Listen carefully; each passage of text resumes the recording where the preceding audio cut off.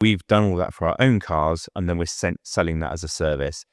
That service, I suppose I'm going to use another metaphor. If you go to Savile Row and you want an entirely bespoke suit, that's one thing. Yeah. But if you want a made to measure, i.e. it's something that's already kind of existing and you just want it tailored to you, that's kind of what we're doing. So we've built very high performance powertrains. We built mid performance and lower performance in different shapes and sizes.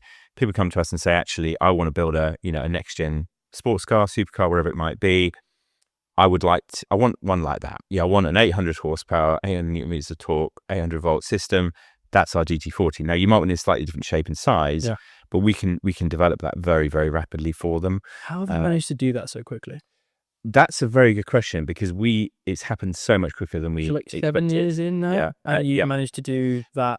Honestly, it's been so. The crazy thing is we've not.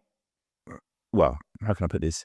We always knew there was going to be an opportunity there, right? And the reason for that is that you just look at the way the world goes, and actually, like my experience in the kind of financial services or the kind of fintech world, the more innovation happens, the more you have the opportunity to then, punch above your weight, quite frankly. But what's been really incredible is our B2C operations have been what's driven our B2B market. In other words, we've done zero marketing in B2B, and yet we've now got nearly $500 million worth of opportunity in our B2B. $500 million worth of opportunity in our B2B market. So it's crazy. Now, not all of those will come to fruition. But the crazy thing is that it's been on zero marketing dollars, because we've even had a client on B2B where they're building a next gen supercar. The guy saw a reel of our GT40 doing donuts on our test track, and I want some of that, basically. That's how you found it? Yeah. And you're basically saying without your B2C business, B2B wouldn't exist. That's right. Exactly. So it's our proof point. It's our, we've got clients, generally we've got clients that use our cars every single day. So we've got thousands and thousands of miles of data. We do data logging. We don't currently do over the air updates, but we've got so much, almost we're a mini OEM from that perspective. And all of my team are used to working in OEM environments. So they're used to, everything has build books, everything is professionally done. We are very much, if someone came in to view us again, it's like a mini OEM. So what that means is then when we're talking to people that want the same, we talk their same language. But the point is that, again, because we've got so many cars on the road, we built a brand that people respect and love. People then come into us and say, I just need some of that. Give me some of that. We want to be, we want to be part of what you're doing.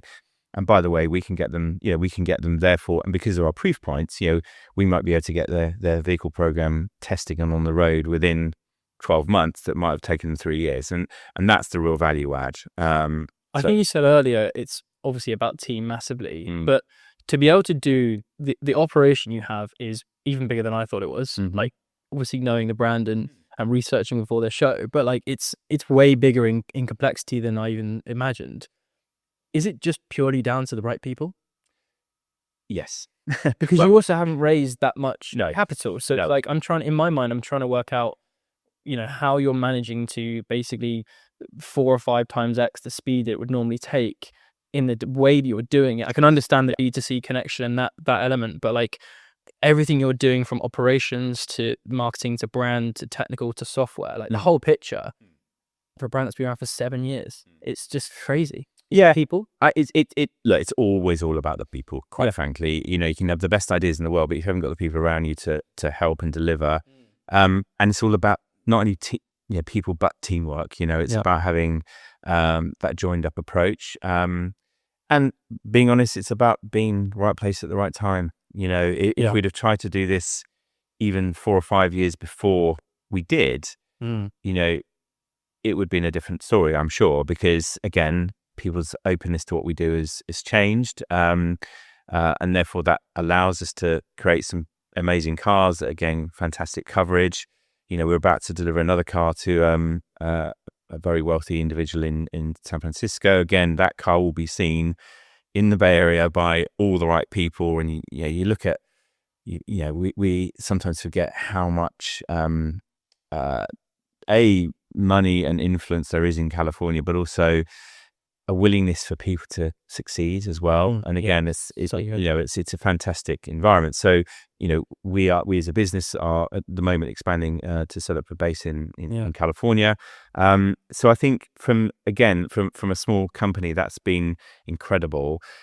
But to your point, A, you can't do it without the people. B, you need luck. Now, you can say you can make your own luck, but actually, which is entirely true, by the way, but actually, you just have to, if you have that belief and you have the right people behind you and around you, pretty much anything is possible. Sometimes, as I say, you have to pivot, and sometimes you have to pivot a lot. But actually, if that core vision is right, and again, you just have some luck and the right people around you. Incredible.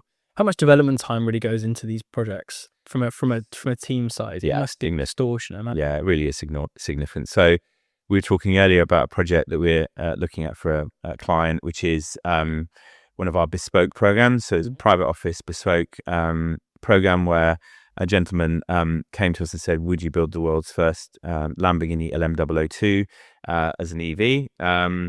For those who don't know the significance of that car, like just for non-car people, could you try and explain that? Yeah, it was essentially, it was built as a military vehicle first and foremost, as a kind of an architecture.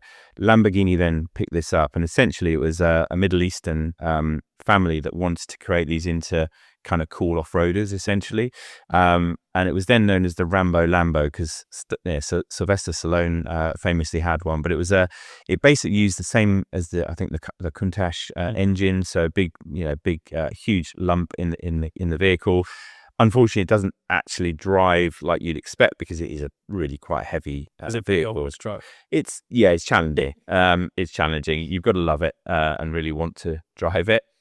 But it's iconic, right? And again, if you go and look at LM002, you'll see why it's arguably it's got a face a mother you would love rather than anything else. But it is iconic. Yeah. I mean, we've done a full study on that vehicle. So again, when we say we're going to do a vehicle, we take it all the way back to the bare bones.